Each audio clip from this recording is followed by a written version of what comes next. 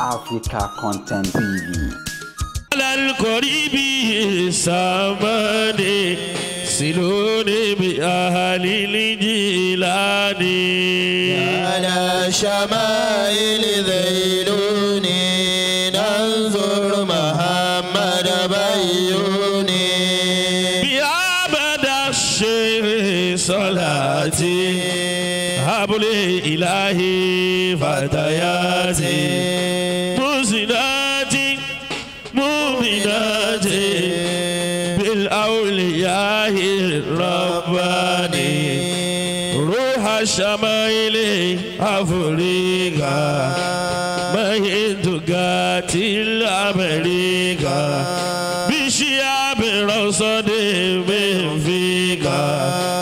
sade aji farisu meidani mazala qalbi labbaika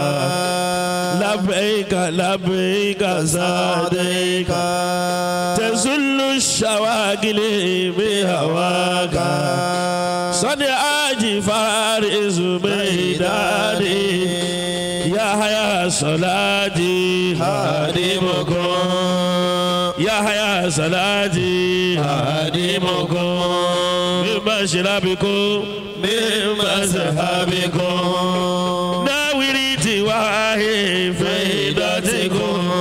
dawama bisidil Jilani ya la shama'il zailuni nanzur Muhammad Bayyuni ya la shama'il labbaik sadaik tazullu shawagili bihawaka sadi aji faris meidani ya haya salati hadimukum ya haya salati hadimukum